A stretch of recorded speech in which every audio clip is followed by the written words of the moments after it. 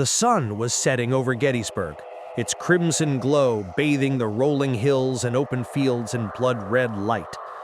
Tourists had already left for the day, and the once bustling battlefield fell silent, eerily silent. Only the rustle of dry grass and the occasional cry of a distant crow broke the stillness. Daniel Harker stood by the old stone wall near Seminary Ridge, camera in hand. He was a war historian, a man obsessed with the past, not just the facts and dates, but the lingering energy of places like this.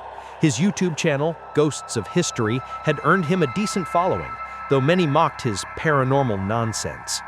Tonight, he planned to prove them wrong. He set up his camera near a patch of earth known as the wheat field, where over 4,000 soldiers had fallen in one afternoon of brutal combat. The story said that on quiet nights, the sounds of muskets and cannons could still be heard, and ghostly soldiers marched through the mist. "Night vision, rolling," Daniel whispered into the mic. The wind picked up, carrying the faint scent of gunpowder. Or was it his imagination?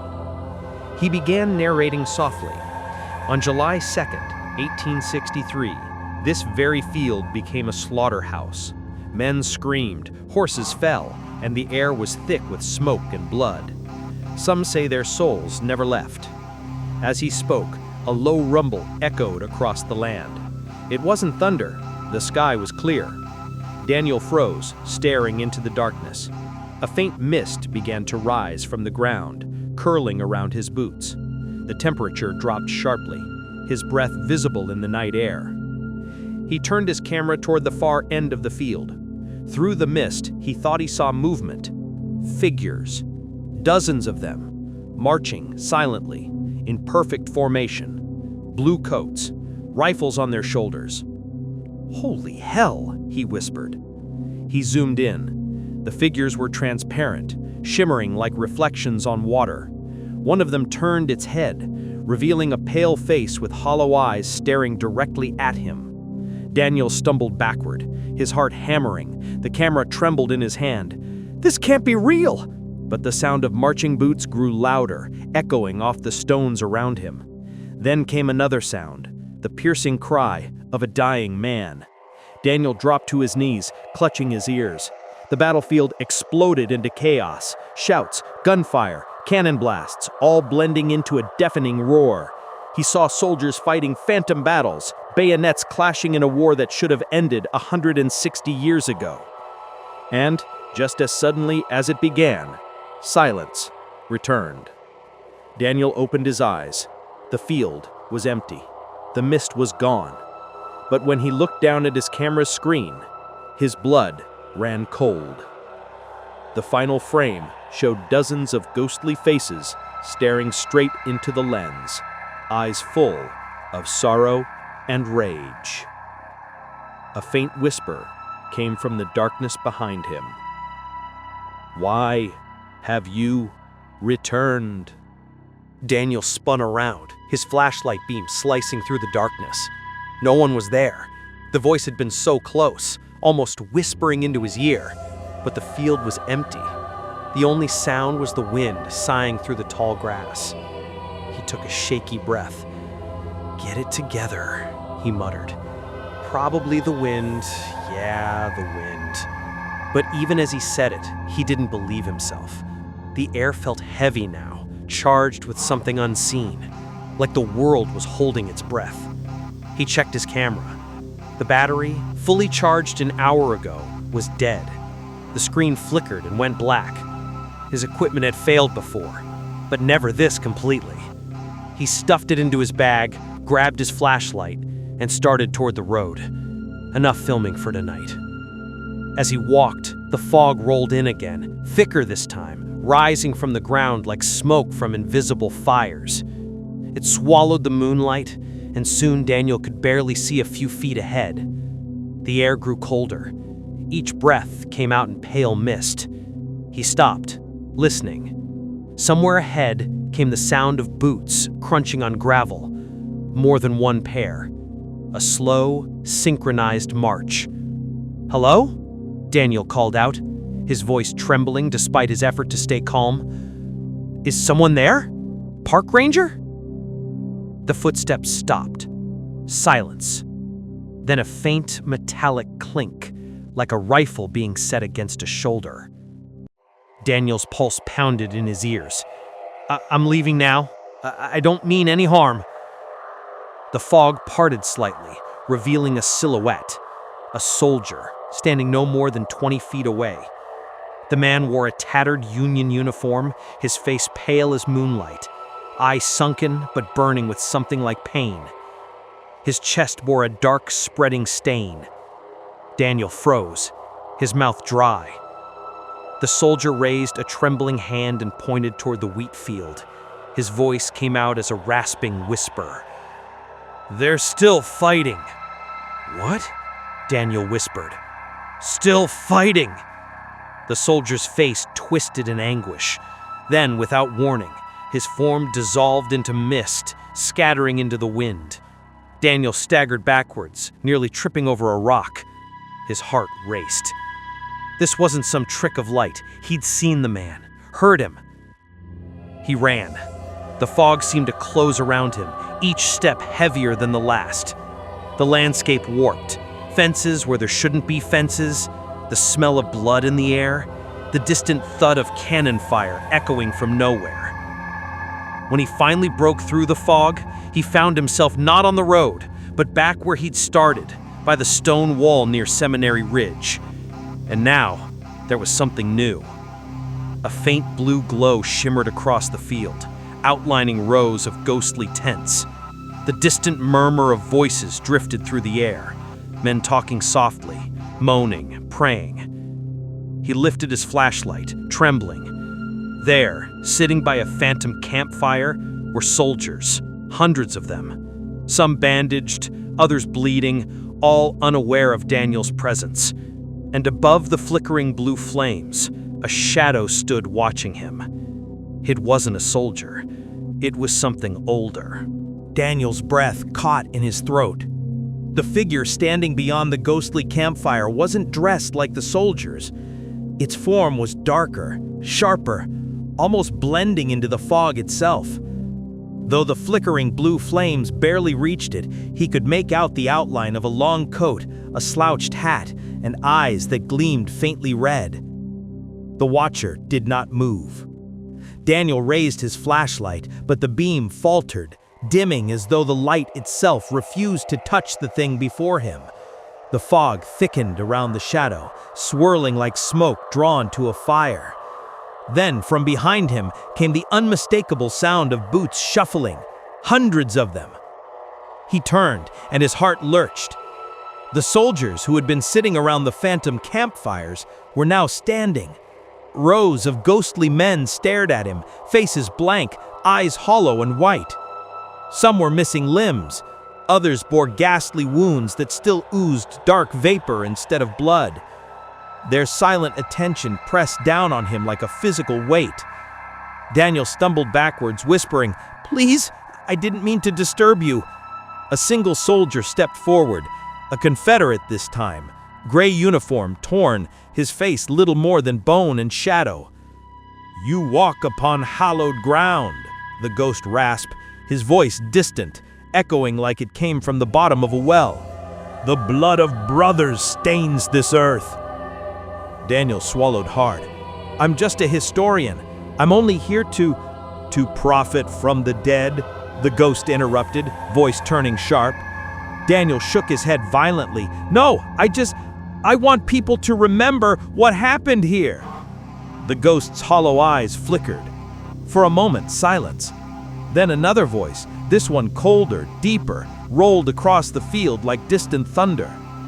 "He remembers. That is enough." Daniel turned toward the sound, dread curdling in his stomach. The watcher had moved closer. Its eyes burned brighter now, 2 points of crimson in the darkness. The air became suffocatingly heavy. The soldiers began to fade, their forms dissolving into mist, leaving Daniel alone with the shadow. "What are you?" Daniel whispered. The watcher tilted its head slightly, as if amused. "I am the keeper of their pain, the one who binds them here, To the soil they cannot leave. You have seen what should remain unseen. I didn't mean to. You did. The voice growled, vibrating through the ground beneath him. The earth trembled. Daniel felt something cold and wet on his hand. He looked down. Mud mixed with blood was seeping from the ground, swirling around his boots. A hand shot up from the earth, gripping his ankle with icy strength. Daniel screamed, kicking free as more hands emerged, ghostly, desperate, clawing at him from beneath the soil. He ran, stumbling through the fog as whispers chased him, thousands of voices murmuring, pleading, cursing. Behind him, the Watcher's final words drifted through the night. You will not leave Gettysburg unchanged. Daniel didn't stop running until he reached the old visitor center near Cemetery Hill. His lungs burned, his legs trembled, and his shirt clung to his skin, drenched in cold sweat. He slammed the door shut behind him, leaning against it, gasping for air. The building was supposed to be locked after dark, but the door had swung open easily when he arrived. Inside, the air smelled of dust, old wood, and something faintly metallic, like rust or dried blood. His flashlight beam cut through the darkness, sweeping over faded posters, cracked display cases, and cobwebs that hung like curtains. He sank into a chair and fumbled for his phone. Dead. The screen refused to light up. No signal, no battery, he muttered. Perfect. Trying to calm himself, Daniel took out his notebook and began scribbling down what he'd seen. Ghostly soldiers, the Watcher, voices of the dead. His hand shook so badly that the pen scratched across the paper like claws. Then he heard it, a faint thud from deeper inside the building. He froze. Another thud, followed by a slow, dragging sound. Daniel rose to his feet, flashlight trembling in his grip. "Hello?" he called softly. "Is someone there?" No answer, only the sound of something sliding across the floor. He followed the noise cautiously, moving past the old exhibits until he reached the far wall. There, half buried under a shattered display case, lay a small leather-bound book. Its cover torn, its pages stained dark red. Curiosity overcame fear. He knelt and picked it up. The leather was cold and damp, as if it had just been pulled from the ground. The name scrawled on the inside cover read, Captain Eli Warren, 20th Maine Regiment. Daniel recognized the name instantly. Captain Warren had been reported missing during the Battle of Gettysburg. His body was never found. He turned the page. The handwriting was shaky, the ink smudged, but the words were legible. July 2nd, 1863. The fighting never ends. The screams echo even when the guns fall silent. Something walks the fields at night. It wears no uniform and takes no side. It feeds on death itself.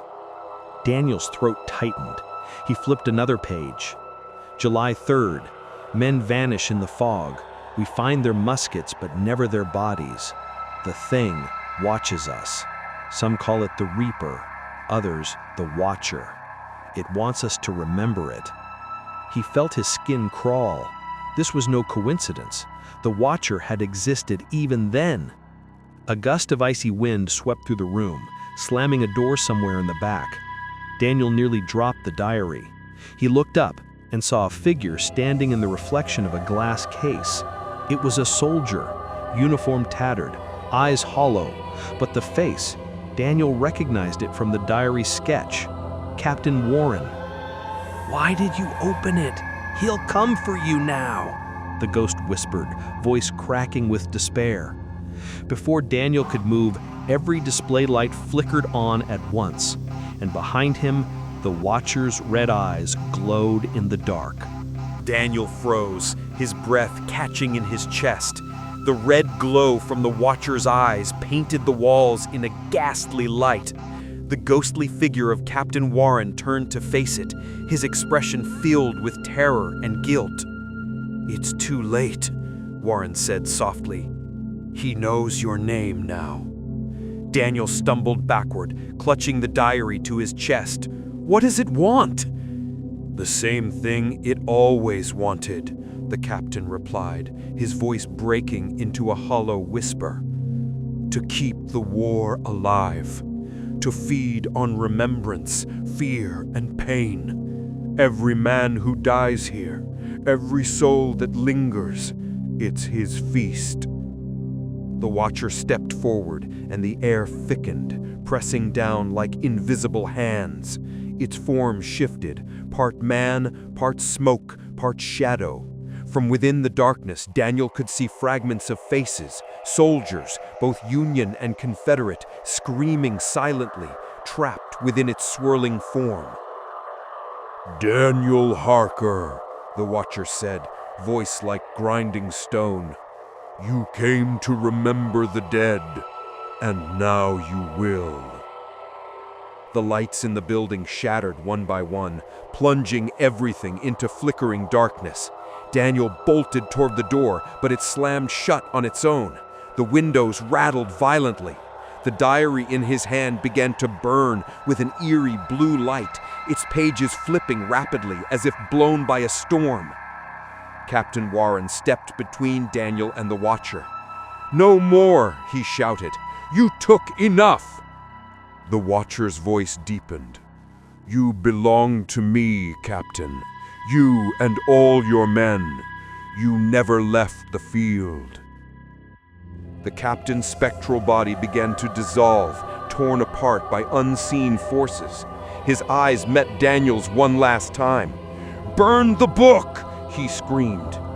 Daniel hesitated only for a second, then threw the diary into the remnants of a lantern burning nearby. The old pages caught fire instantly, the flames spreading fast, blue and white. The Watcher roared, a sound that shook the very foundations of the building. The trapped souls inside its form screamed in unison, rising like a storm.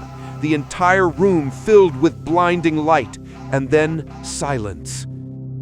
When Daniel opened his eyes, dawn was breaking through the shattered windows. The visitor center was in ruins. Charred wood, broken glass, the smell of smoke.